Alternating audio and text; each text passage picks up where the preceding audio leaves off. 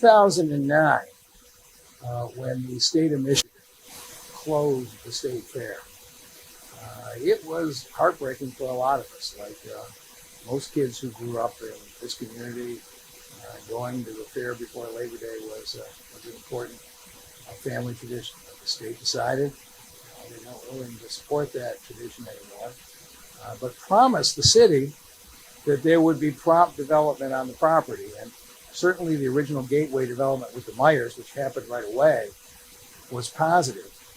But the bulk of the property sat there abandoned year after year for more than a decade. And it was a source of great aggravation when I was a resident of Palmer Woods in northwest Detroit, that the state wasn't moving on the property, and has been a frustration ever since. So finally in 2018, the city bought out the state, wrote them a $7 million check, and took the 140 acres and said, we'll take responsibility for developing it.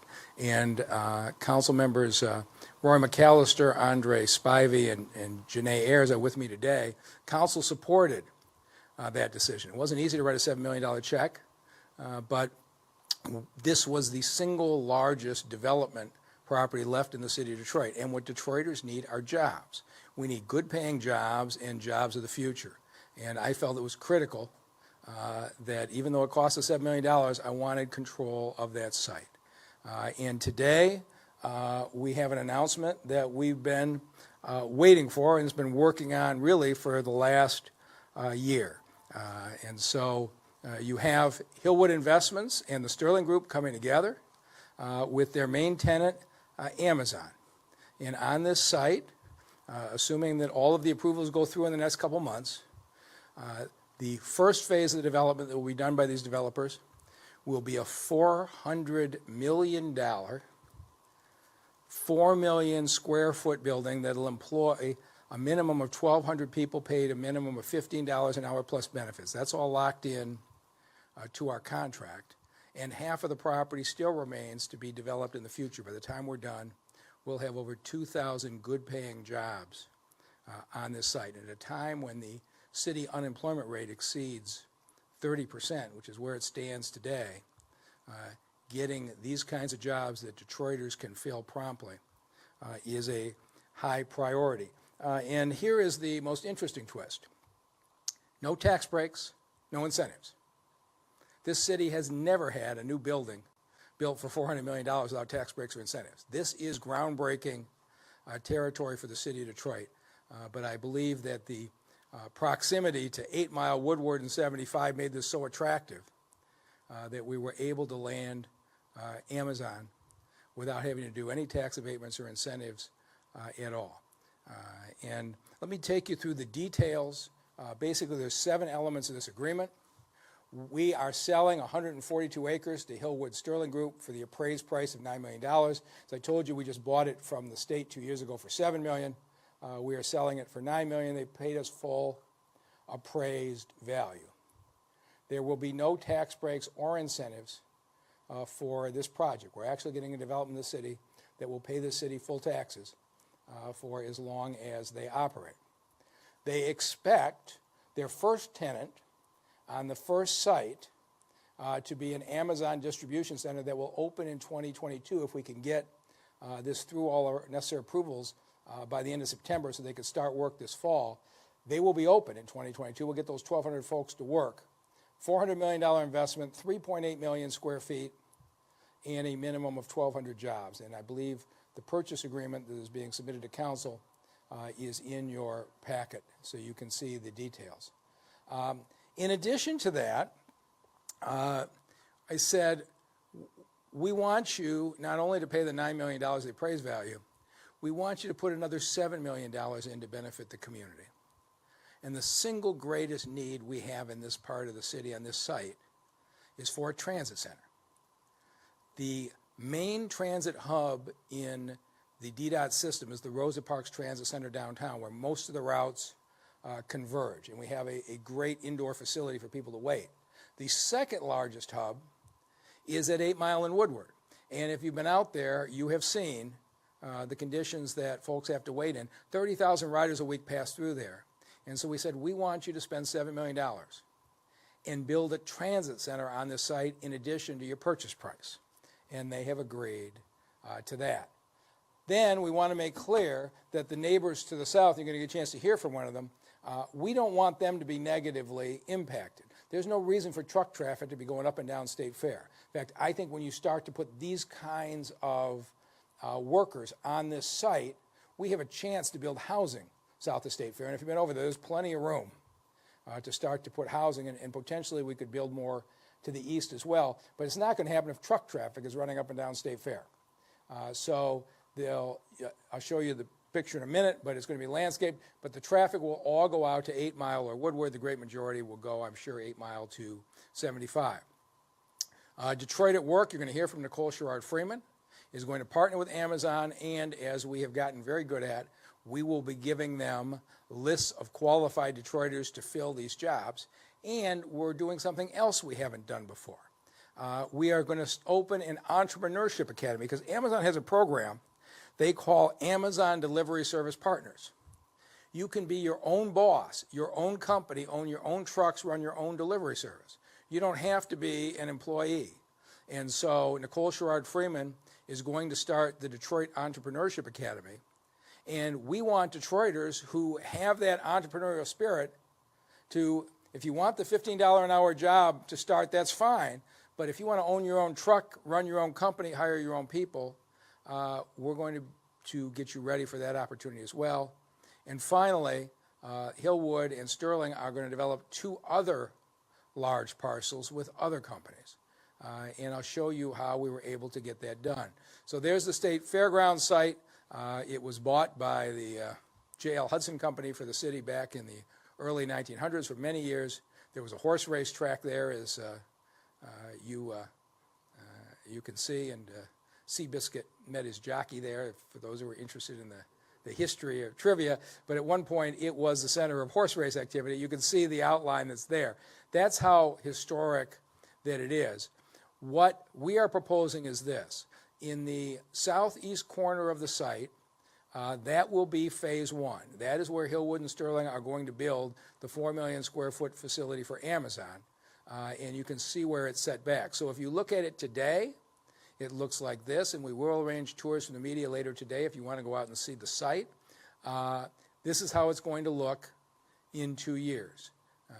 And you can, I think, see this is a significant improvement in a place where I think people will be very happy to be working.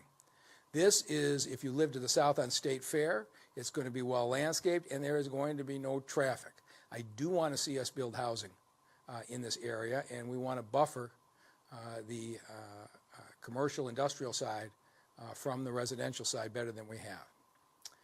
These different colored arrows are the 9 separate routes that cross at 8 Mile and Woodward.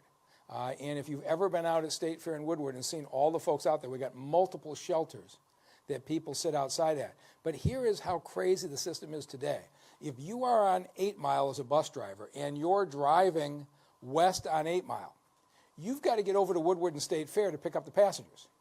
So you drive 8 Mile past Woodward, you loop around on 8 Mile, come back east, go down Woodward, loop around on Woodward to pick up the people in front of State Fair. Then you go back to 8 Mile, turn east on 8 Mile, loop around again to keep going west. It adds an enormous amount of time to the transit operations. And so we said, this is crazy. These folks are sitting outside. In wintertime, I lived there, I watched it. In wintertime, cabs will sit there waiting for somebody to be desperate enough to pay them $25 to go home because they don't want to be waiting out in the cold. And I always thought of those cab drivers kind of as vultures. I know they thought of themselves as entrepreneurs. But you just saw they're sitting there waiting. Who's willing to part with $25 because they're too cold? It isn't a situation we should have. It's something I've wanted to fix for a long time. And so this is the way that it looks today. And this is the new transit center that we envision building in the middle of the site. And so that centerpiece will be indoors, air-conditioned and heated. It'll have free Wi-Fi. If you've got 15 or 20 minutes between your transfers, you can wait inside in comfort. There'll be bathrooms there for both for passengers and an area for the drivers. But it's the kind of quality Transit Center. It'll be a smaller version of the Rosa Parks Transit Center. But this is what our riders deserve, and I appreciate the fact that Hillwood and Sterling are willing to pay for this. And so if you look at this overhead, you can see why this deal took a year to make. Those two blue parcels are for future development. The yellow is owned by the Magic Plus group with Joel Ferguson and Magic Johnson and those folks. The state sold it to them. I don't have any information on what they're doing. That was done before we got here. The balance is owned by the city. And so when the Amazon folks and the Hillwood and Sterling folks came to us the first time, they said, we want the whole 140 acres for a distribution center. And I said, that's how you use suburban land. You build out on 1 or 2 stories and you take up the entire property. This is the last large parcel of land the city of Detroit has. We will not use 140 acres for a distribution center. We just won't. And so talks broke down for quite a while. They came back and said, okay, we'll shrink it to about half the site and we'll build 4 stories, which is not their normal way of doing things. And that will free up these other 2 sites for future development. And of course, we've been very successful at landing auto parts plants. Many of them are in play with the General Motors going to the all-electric vehicles at the Detroit Hamtramck plant. And so now what we've got is 1,200 jobs plus coming in phase 1 with Amazon, but we also have 2 other major parcels that can be developed. And so when we reached this agreement, I think we felt very good about it. Hillwood and Sterling have some timetables by which they have to get the other sites developed, but they're going to have their hands full building a $400 million building in a year and a half. So we expect that to be the focus in the short run. The other thing is that the State Fairgrounds has been, I think without a doubt, the finest COVID testing site in the country. And we're going to continue operating it as a test site the same way for at least the next 2 months. As it gets cold, we're going to have to move our testing to an indoor location. So we knew we had to do that anyway. And so we'll have plans to move to a central part of the city with indoor testing, probably at one of our recreation centers. But the fairgrounds testing will continue Monday through Friday. You can get an appointment tomorrow. But for at least the next 2 months, the COVID testing will not change. And so everything we have done on this site from start to finish has been with the full partnership of Detroit City Council. There were years when the mayor had gone to council and said, I want a $7 million check to take control of the fairgrounds. They might have thrown up a number of objections. They believed from the beginning that we would do better if we controlled this on our own. And the single greatest advocate was Councilman Roy McAllister, who doesn't live that far from here.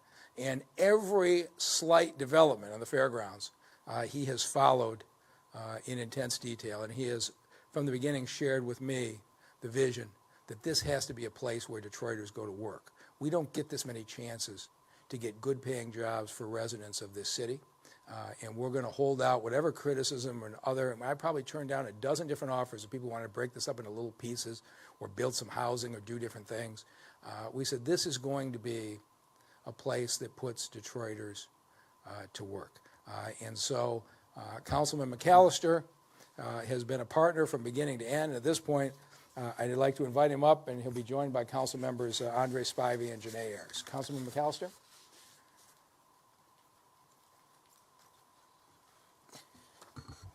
Mayor Duggan, thank you so very much for this. And I have my partners back here with me, Member Ayers and Member Spivey, who also works on this. But I also like to call up the district manager for that area, Ms. Kim Tandy, up, because this is a working relationship between the administration and the legislative body.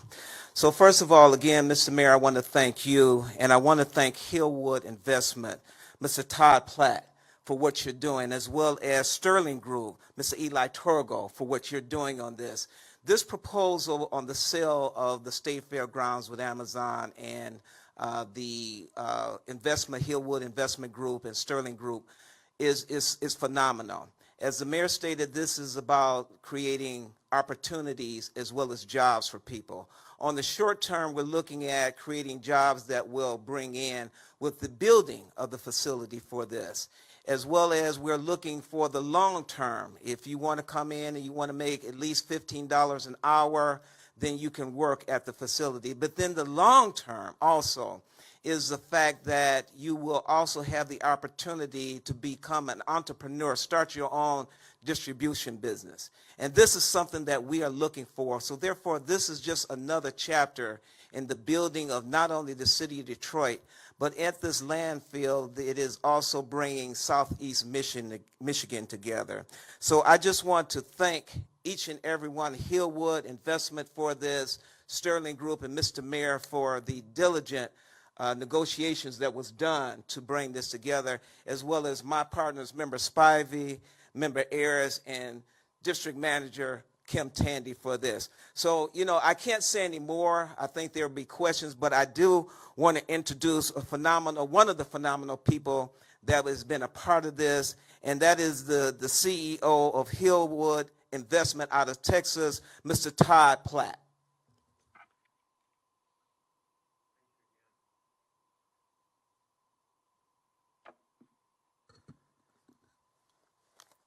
Councilman McAllister, my new friend, Detroit City Council, Mr. Mayor, and everybody in the room, thank you very much for having us here today. It's great to be with you. On behalf of our development partner, Ellie Torgo, and the Sterling Group, which we have been working with for many, many years, we're honored and excited to be with you. Although we are living in some very unusual and challenging times, we're so pleased to be a part of an announcement of this magnitude at the State Fairgrounds. This is an announcement that will be read with great interest from cities around the United States and many cities around the world. Along with Sterling and in partnership with the City of Detroit, we will invest over $400 million in this project. As part of this development, we will create, as the mayor said, a new state-of-the-art $7 million transit center with indoor facilities that may accommodate up to 30,000 riders a week. We also plan to develop the adjacent 70 acres to bring even more permanent, good-paying jobs to the city of Detroit. We've had the great privilege of developing over 200 million square feet in the U.S., in Canada, and in Europe. But on behalf of Hillwood, I want everyone to know that the can-do attitude, although tough at times, by the mayor and by the city, by the council, and by every level of your local government, we've been greeted with a can-do attitude, a pro-business attitude that motivates us to be part of the continuing growth and vitality of the great city of Detroit. So thank you very much, and I'd like to introduce our longtime partner, Ellie Torgo of the Sterling Group.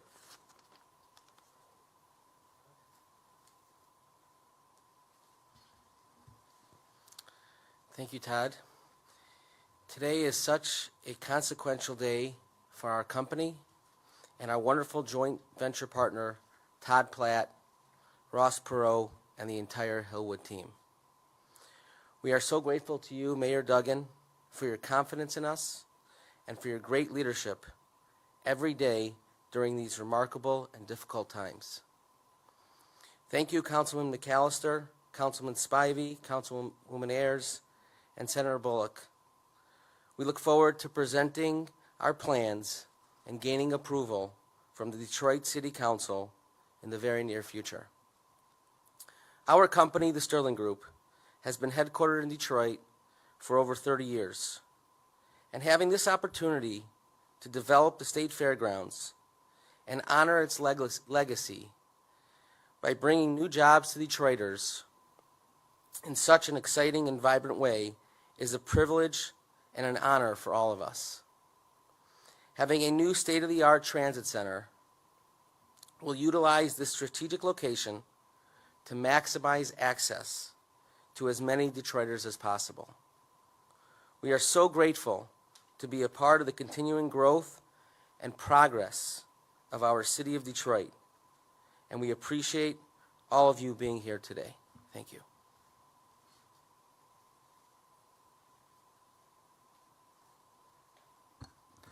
There have been a lot of people working really hard on this for the last year, and I want to thank our team. Nick Corey, our Economic Development Director, had big shoes to fill with Tom Lawand, has landed his first major deal at $400 million and 1,200 jobs, pretty good start. And thanks to his team, Luke Polson and Ray Diggs, Kevin Johnson from DEGC and Kenyatta Bridges, and Bruce Goldman, the lawyer, they have worked to get something that I have to say I didn't think was possible, a $400 million construction with no tax breaks. It is a great result. But the other thing we had to do was fix the transit system. And with all of the challenges that we have had in the last year, the ATU has been led by an outstanding president who has been advocating for better and better conditions for the drivers and for our passengers, and who has been a big part of pushing for major improvement out here at 8 Mile and Woodward. So let me introduce ATU President Glenn Tolbert. Glenn?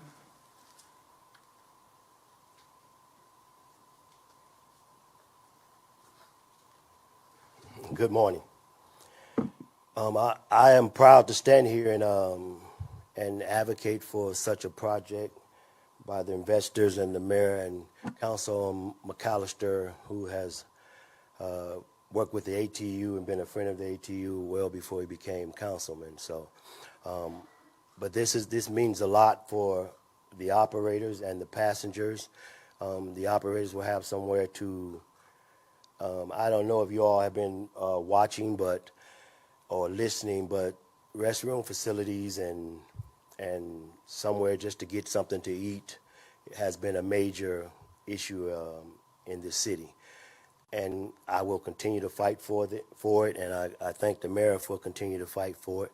But I would be remiss, everybody else has a prepared statement. I like to shoot from the cup, so because I probably would have thrown it away. I mean, I would be remiss if I didn't, talk about the hard men and women out there fighting, still coming to work while this corona's going on. And then the prevailing thought up here today is that, we're bringing good paying jobs in here. And now my fight continues to try to get my men and women up to that $15 starting hour. So while I'm happy for this project, I still think we have a lot of way to go to recognize the men and women that's been here from the beginning of time working in these conditions. So I couldn't just get up and say that without saying that, yeah, my men and women deserve it also. The mayor came to me and asked me about this project a few months ago, and like I say, I'm all for it. The men and women of ATU Local 26 are for it.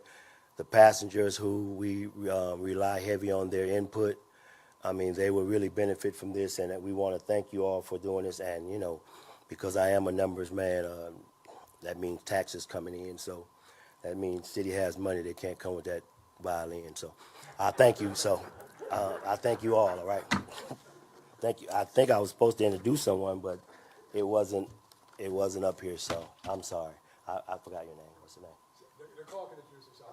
Okay, Miss Nicole. Thank you all.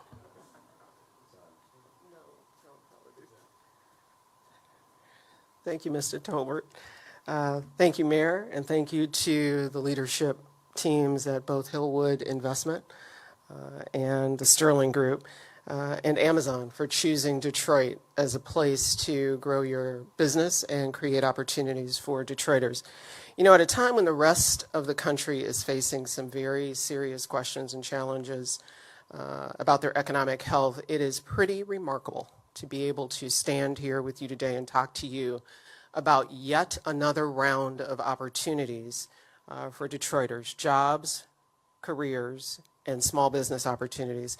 And as the mayor said, if council approves, and greetings to the honorable council members who are here, this investment means 1,200 jobs that pay a living wage plus benefits. And these are jobs that will expose many Detroiters to some of the most advanced technology, and fulfillment centers on the planet.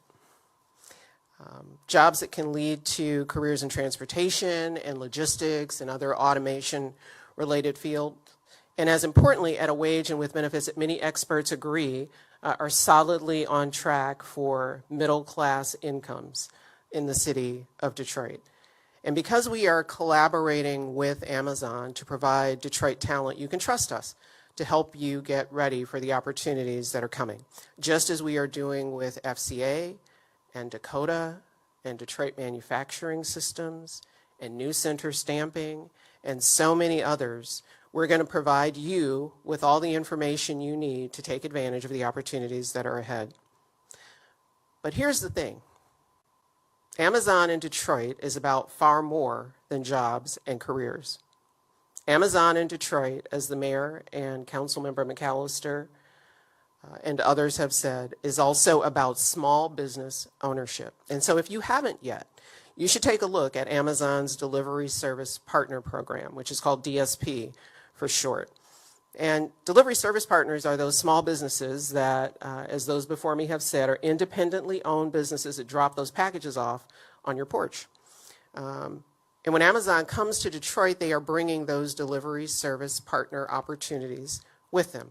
So for a small number of the right business-minded Detroiters, this could mean a chance to start your own small business. A small business that is built on and supported by the Amazon engine.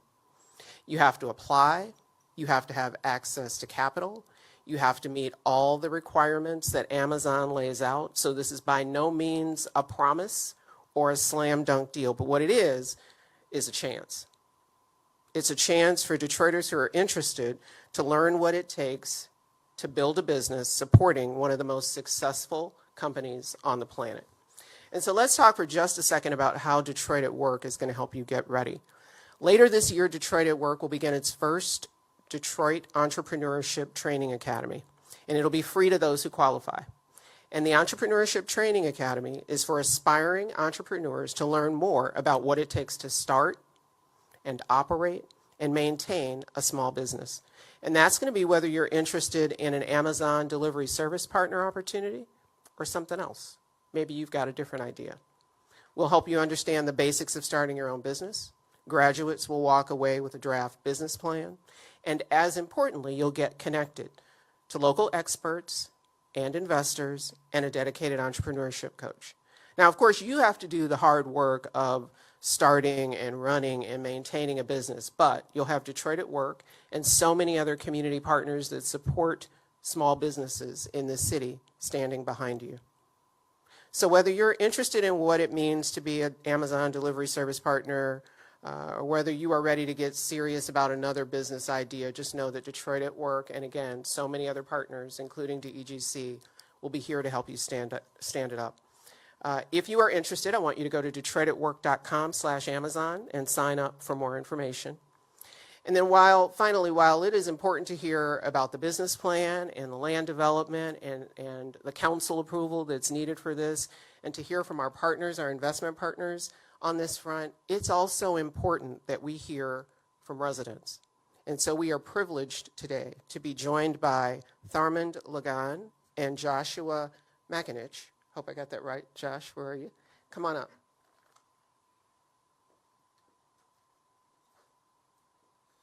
Thank you. This is a pleasure, I have to say. And we've waited a long time for the State Fairgrounds to do something productive with this vacant parcel, and here we are. So as we undertake this massive sustainable project, and it puts the opportunities in front of Detroit. There's many Detroiters that are looking for something different, quite frankly. Maybe not a job. Maybe they're looking for an opportunity like Ms. Nicole just stated. So this is exciting. And returning to the city of Detroit in 2009, it had its challenges. It did, but we worked with our district managers and we fought through those challenges. And it's been tough, but this is going to be a great reward. And just to see this development here, thank you, Mr. Todd. And by the way, I love that Southern accent. Love it. Let me borrow it sometime. So, on behalf of Detroiters, I'd like to say thank you. Thank you to our city council members and Mr. Mayor. Tell me a little bit about what you're doing in your neighborhood. So we have undertaken a project after the city of Detroit has underway an aggressive demolition campaign in District 3. We have cleaned these vacant lots that have been dumped on for decades, and we've worked with our district manager, Mr. Ernest Johnson, and Keanu Sessoms, in keeping these parcels clean to provide a quality life of Detroiters that are living in these areas and have remained there, and in fact, some has come back like myself. So, and Detroiters deserve a clean city to live in. And here's an opportunity that Amazon has presented after many years. It's exciting. It's very exciting, and I can't wait to see the results of it. And behind that can-do attitude, there are results. There are. We just have to keep persevering and pushing forward with our mayor and making sure that we are providing the Detroit that we want to see. We have to take action. And that's what we've done. And it's been rewarding as a street, as a block club. Our block club is Keep It Clean Block. And we also run a local nonprofit as Rescue My Nature Now, MI from Michigan, Rescue My Nature Now, Inc. And we focus on sustainable practices. So I served as a sustainability ambassador, and that was a great pleasure and a learning experience in itself. The last few years, again, they've been challenging, but it's been fun, and we've had an opportunity to get to know our neighbors that have been separated, by blight and some of the other lewd activities that have occurred in these vacant areas. So this is a fresh breath of air for Detroiters, and that transit center, it's going to make the difference of the flow of traffic on 8 Mile and Woodward. I believe that. I believe that it's going to serve as a freshness for the citizens that remain in that area, Sherwood Forest, Green Acres, and the Nolan community, which is just east of this project. And with that being said, thank you all. Thank you. First, I'd like to thank the district managers and the city council and the mayor for picking me out with some really good new neighbors. The state of Michigan had given me bad neighbors for a long number of years.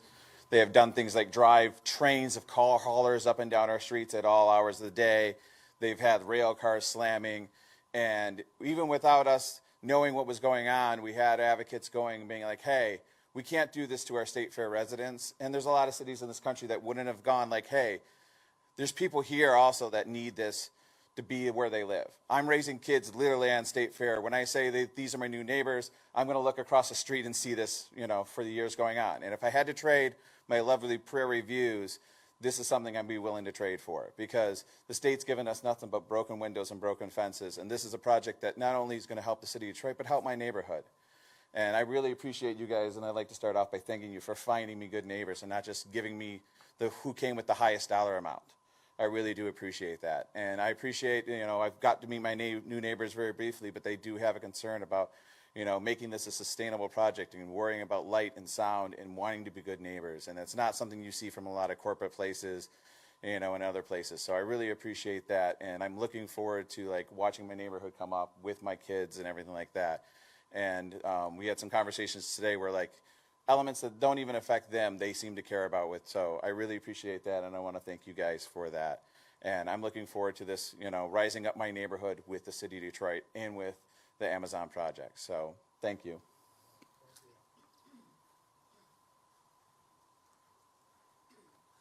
So the Lagan and McAnich family have been coming into the neighborhood where others are moving out, and Mr. Lagan was quite modest. He has got a whole farming program with the youth in those neighborhoods all pulled together, and you're seeing a sense of community.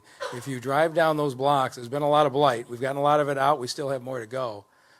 But you put 1,200 jobs into this neighborhood, and now we're not just talking about removing blight. We're talking about people moving in and building.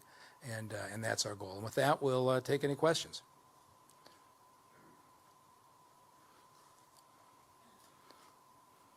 Good morning, Mr. Mayor. Vicki Thomas, WWJ Radio.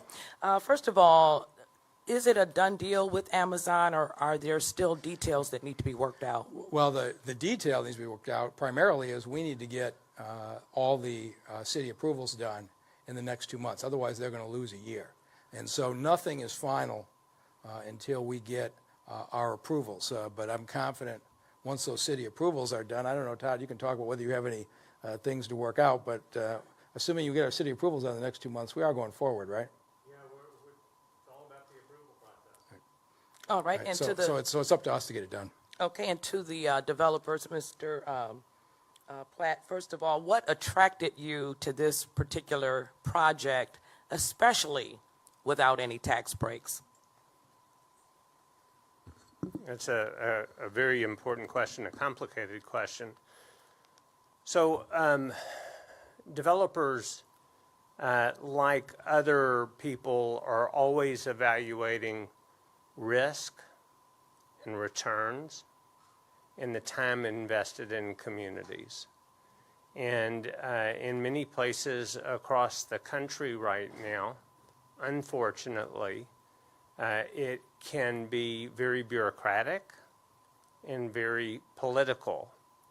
And it's really rare and unique that you have an opportunity to come into a city or a community that perhaps is not always on the same page, but is willing to dialogue and debate in the best interest of the future. And when we started experiencing that, listening to the community, talking with the mayor, talking with the city, hearing from the different stakeholders, and everybody was binding together for the good of the community, it was very, very interesting to us. We like to say at Hillwood that we have an obligation to make the communities in which we work better. And frankly, in the case of the city of Detroit, our contribution will be very small relative to what we've seen from all of you who are already working so hard for the benefit of the future. And given all the approvals, when do you anticipate shovels in the dirt? So I'm going to pass that ball, but Ellie, would you like to? Pending all the approvals, sometime late October would be an opportune time to be in the ground.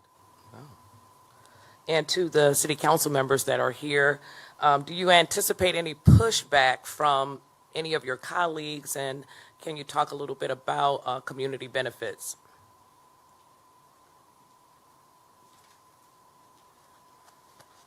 Well, of course, there will be concerns regarding that, Ms. Vicki. But the overall objective is, what is the benefit, the overall benefit that is going to be with the community? And I think all 9 council members are looking towards that. And we just have to work some things out, as well as stated earlier, the community involvement.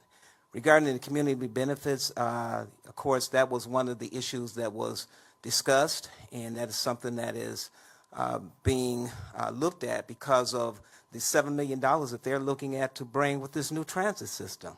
So it's a balancing act. You know, you can't take everything, you can't give everything, but how do we come together as far as working towards meeting those goals and initiatives for everyone?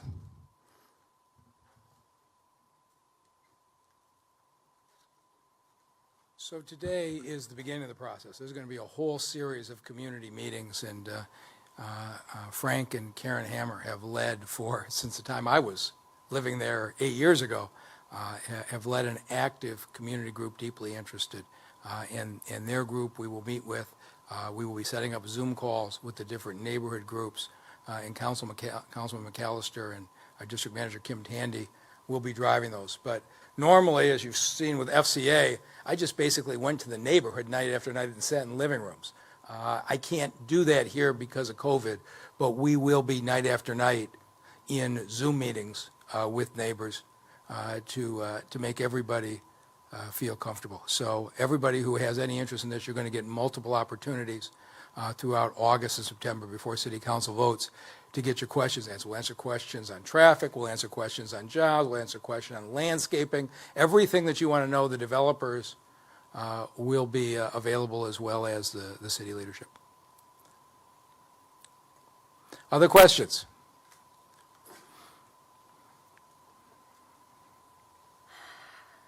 Sarah Hall from the Detroit News. Curious, are the jobs going to be limited to Detroiters, or do you think that people will come out of the city to have jobs at Amazon here? Yeah, so the jobs aren't limited, but what Nicole Sherrod-Friedman is going to do at Detroit at Work is what she does, which is we will act as an HR agency, we will screen Detroiters, we will give the list of qualified Detroiters to Amazon, and Amazon has agreed to work with us collaboratively in that process. But as we're doing with FCA right now, it's been remarkable. I think the first 800 people they interviewed, 70% of them qualified, which is an extremely high rate for a manufacturing company. And FCA has just given us till the end of August to give them more Detroiter names, even though they weren't required to. So I'm confident that what Detroit at Work is doing in providing lists of qualified Detroiters is going to work. And I think Detroiters are starting to understand this. Whether you want to be a truck driver or a nurse assistant or work in manufacturing or be a police officer or own your own business, you can go to Detroit at Work, and all of those opportunities are there.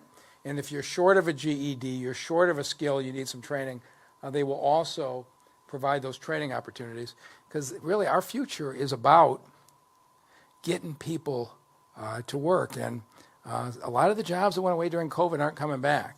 Amazon are jobs of the future.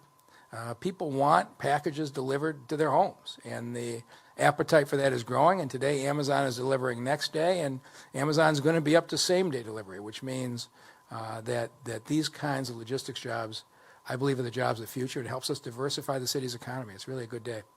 And lastly, do we plan on relocating the testing site? Yeah, so I mentioned that before. So sometime in October, we will move to an indoor testing site because of the weather anyway. So for the next 2 months, people should just keep right on going. You can call right now and get an appointment for tomorrow. But probably sometime in October, we'll move to an indoor location. Mayor Duggan, Larry Spruill with Channel 4. 2 questions for you. You mentioned that the 1,200 plus jobs. Are those just Amazon jobs, or will there be other jobs from like the shopping center? No, those are just the jobs being added by Amazon, and I didn't even mention the construction jobs. $400 million is a lot of money, but and the question was asked before, the community benefits ordinance doesn't actually apply here, because the community benefits ordinance is in exchange for tax breaks. They haven't asked for tax breaks, so we're into new territory. But the executive order that requires you to, during construction, use 51% Detroiters or pay into our training fund, they have voluntarily in this contract agreed to follow. So there's going to be a large number of construction jobs which are going to be opportunities for Detroiters even before the distribution center itself opens. And my last question, forgive me if you already answered this, but will the Rosa Parks Center stay? Yes. Okay. So this is basically a twin. Twin is probably too strong a word. It'll be smaller. But if you could imagine a major indoor transit center downtown and a second transit center at 8 Mile and Woodward, ATU President Tolbert has been saying for a while, we need a second transit center out at 8 and Woodward, and this gave us a chance to do it. Thank you. Hi, Mayor Duggan. Adrian Roberts with the Free Press. Can you talk about what will happen to the historic buildings on the site? I think they're probably all going to get knocked down. Okay. So the reality is that, I was a kid. I went and watched the circus at the State Fair Coliseum. We've all got emotional attachments, but in the last 10 years, not a single person has been able to figure out how to use these old agricultural buildings in a way that follow a business plan. So we're continuing to study it, but I don't know, is it possible some small building will get fit into one of these developments? Possibly, but I think by and large those agricultural buildings are not going to have a use. Great, thank you. Okay. Anything else? All right, thank you all very much for being here. 您好，我叫 Cindy， 我是一名2020年人口普查员。我的工作是探访并协助尚未完成普查的家庭。我会佩戴口罩，以确保每个人的安全。普查数据有助于分配每年数千亿的公共资金。抓住这次机会，您可选择上网、邮寄、致电，或由普查员协助完成问卷。你我未来由此展开，请上2020census.gov/languages 完成普查。